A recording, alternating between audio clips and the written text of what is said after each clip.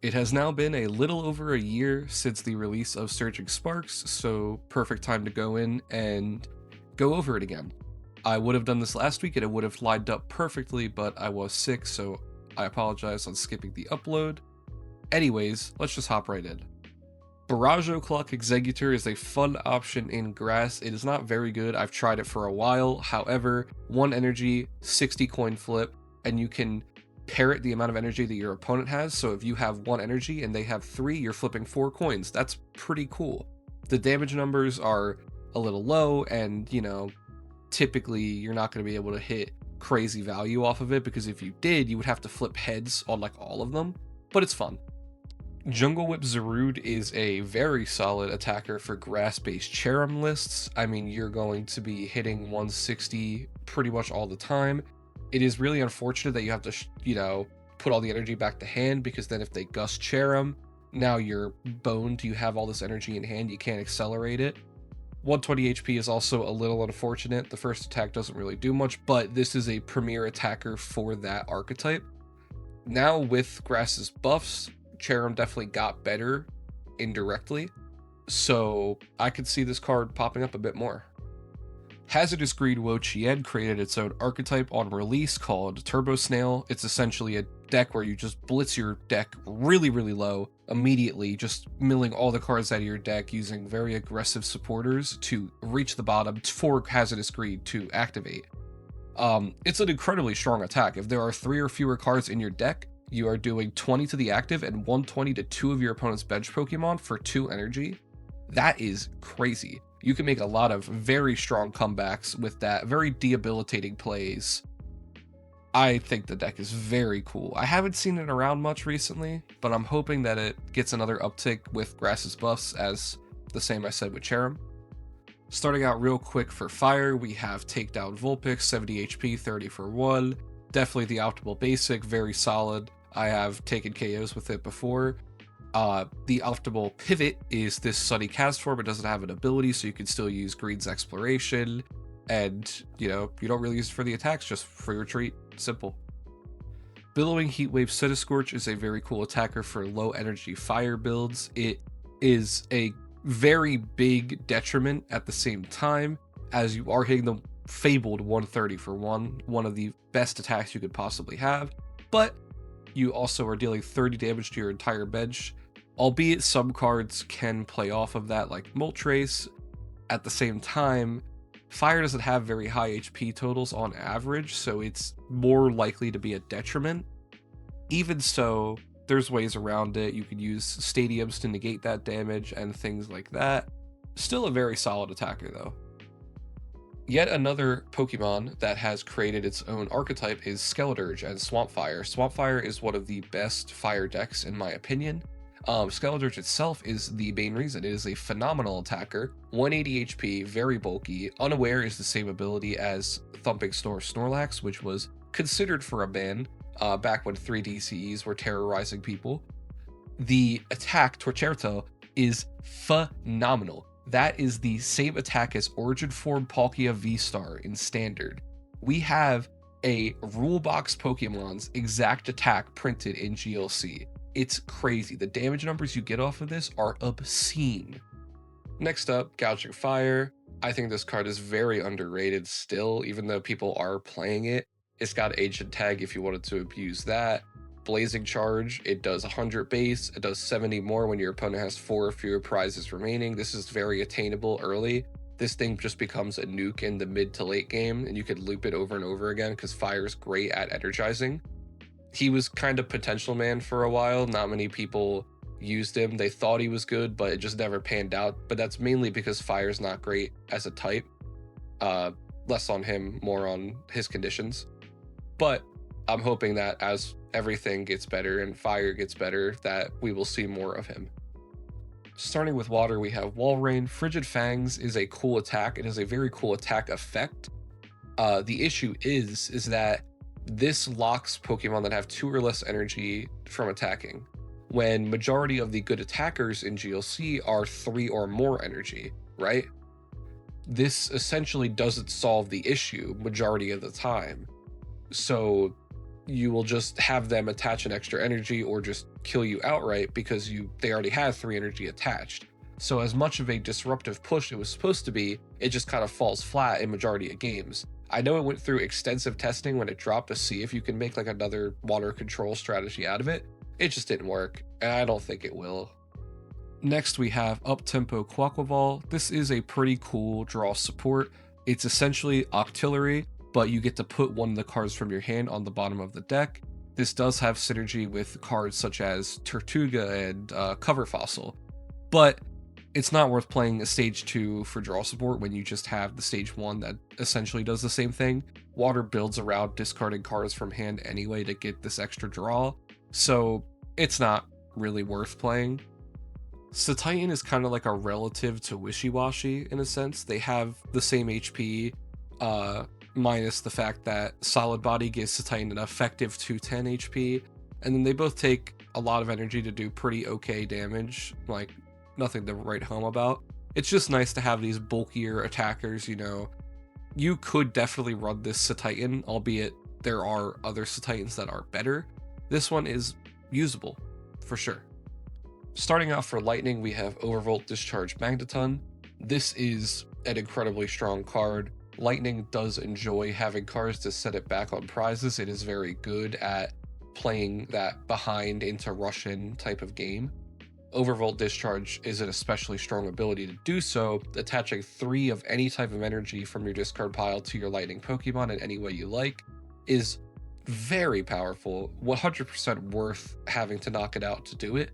It is a reason why Amazing Raikou got banned, and it is just generally very high value.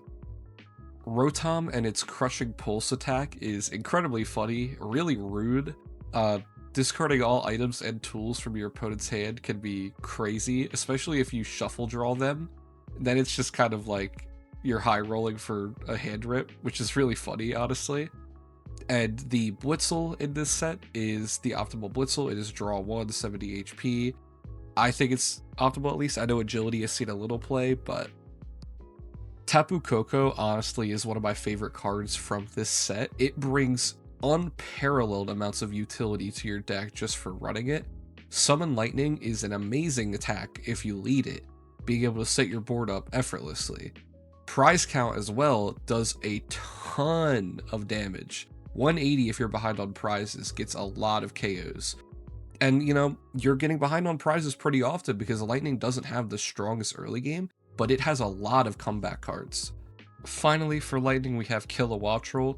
I personally wanted to add this card to a lot of my decks. I think Stormbolt's really cool. I think the fact that you can swing 160 and dump it all off to a bench Pokemon, like, I think that's a really sick idea, because even if they gust the new bench Pokemon, then you could just start Dynamotoring to Stormbolt again. I like these kinds of attackers that can, you know, get their damage and get out. So, albeit it's not very good, I do want it to work really bad. So, back when I was first contemplating about making a channel for GLC content, I made a joke in my first ever script about how many good cards Psychic got in Surging Sparks. So, this is going to be a little lengthy for them, but let's just get right into that. Starting with one of my favorite cards in this set, we have Wonderkiss Togekiss. This card is cheating. It is blatant cheating. Every time you take a KO, you flip a coin. If it's heads, you take an extra prize. That is a absurd effect of an ability. It's also not a bad attacker. It is triple colorless, so it's D-Valley compatible.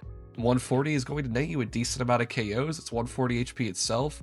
It's only got 1 retreat, so you can U-turn board it. I love playing with this card so much. Azumarill only really has good synergy with the energy doubling Gardevoir.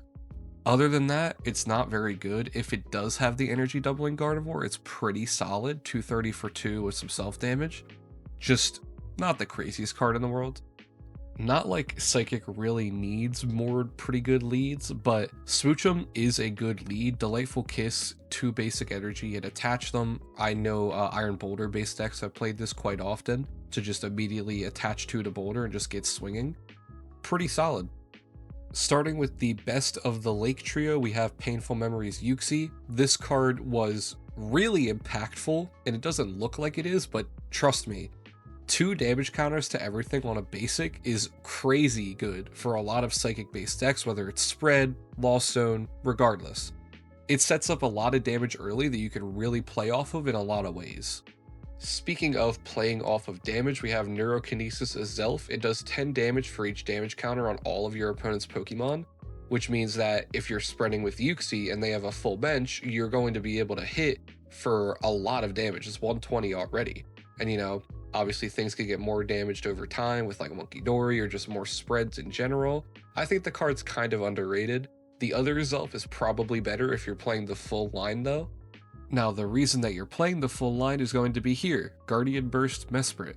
It does 2 for 160. If you don't have Yuxi as Zelf on the bench, you can't do the attack. It's essentially a dead card unless you have both there. So you're getting 2 good spread Pokemon and a pretty good beat stick all for 1 in this cute little package. It's pretty neat. Another addition to the spread package of Psychic is Law of the Underworld Cofagrigus. I personally am a downer on this card. I don't think it's very good. It tends to blow up your board a little too much for my liking, but I have seen it be very useful in some games. I mean, the fact that you deal 6 damage to yourself could just really sting when you have, you know, Curlia and things like that that will get KO'd in 2 hits from that. It's incredibly double-edged sword, but it's okay. Finally, for Psychic, we have Electromagnetic Sonar Dedenne. It's of a similar breed to like Junkhunt Sableye, things like that, just a weak little Pokemon that has a strong attack that can recur you cards. I haven't seen it really be used besides some niche or control lists, but it is a nice addition to have in case new cards drop that enable it to be good.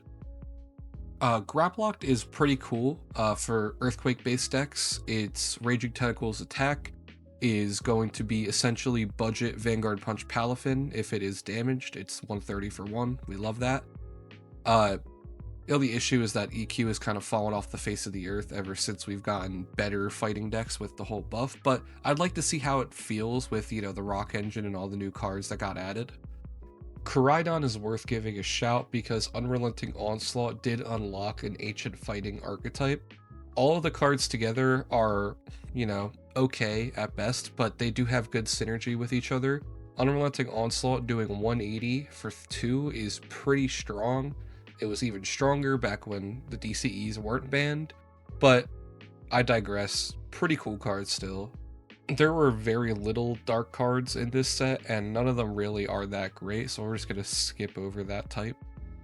Iron Crown is probably the best early game attacker that Metal has, albeit it has very glaring weaknesses. It only can deal 120 damage, and it's conditional. They have to have 3 or more benched Pokemon. That kind of sucks. They can play around that, or sometimes it just doesn't even take the KO because it is very weak damage-wise. It is metal colorless though, so you can, you know, use a fire energy if you're playing a Heatran build to get it there. It's not bad, but it's also not like amazing.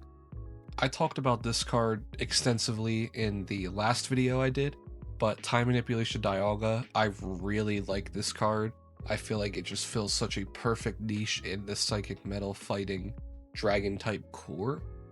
I've had amazing experiences with it. I've 6-0'd people just by Crispin Buster Tail. I've used Time Manipulation in the mid game to get me out of sticky situations. It's been a phenomenal card for me. To start off with the traders, we have Call Bell. It's not the craziest card in the world, but it is a way to try to high roll if you really want to get this one supporter immediately. If it's like game breaking that you do get it, then it's worth running the card. Typically decks built like that though aren't going to perform consistently though, so take that as you will. Deduction Kit is a cool way to add on to cards like Trainer's Mail and Pokegear to just give yourself more consistency. It works especially well with cards that draw off the top of your deck. You're able to look to see if you want any of these cards and then pitch them if you don't, or if you, like, you know, are only drawing 1 at this time, then you find the best one for that moment. Little extra dig just to try to get a little more consistent. It's not worth playing this over Trainer's Mail or Pokegear, but it's not a bad third option. Definitely a good like 60th card. Gravity Mountain is a phenomenal stadium for very low energy decks. Typically, low energy decks don't deal a lot of damage because you're, attacking for cheaper. That's like the offset of it.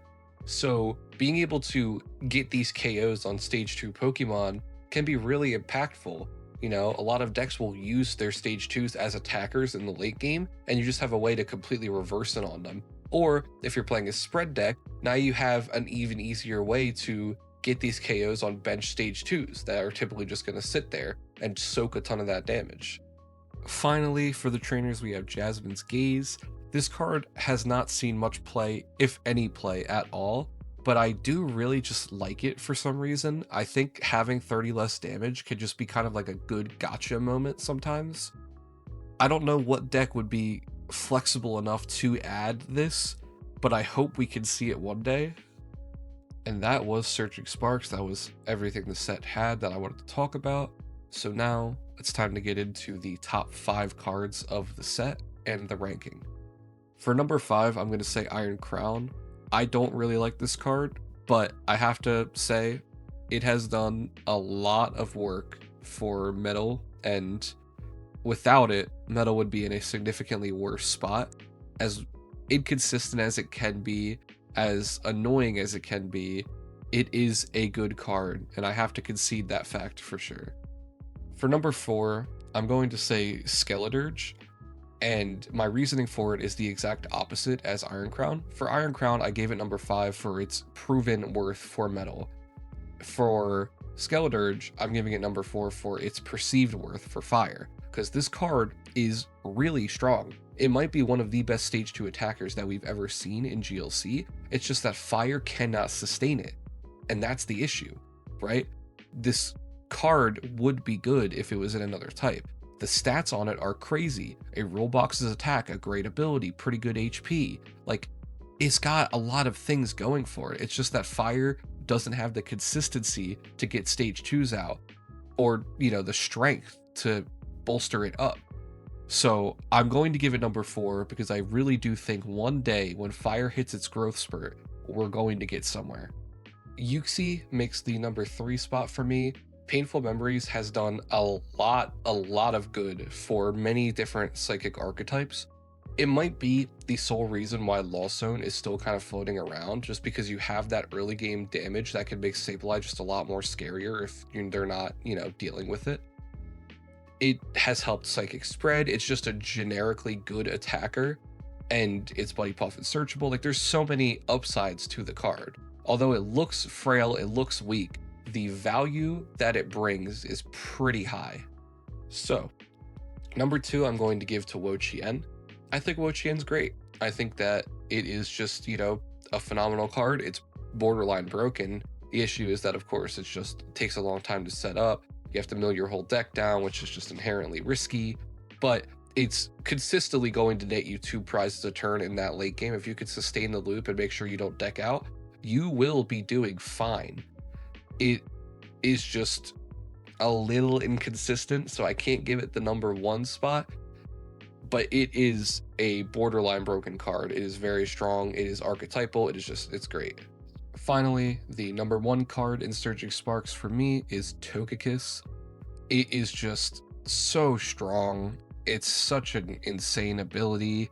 The issue that Togekiss has faced is that a lot of the builds pertaining it have been very greedy, and they want to play fully into high rolling the Wonder Kiss turns and just getting so many prizes.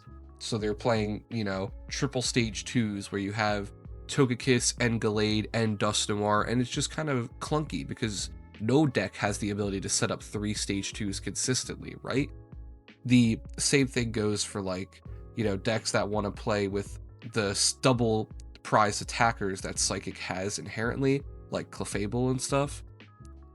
Those cards also just are inconsistent. They're not very good.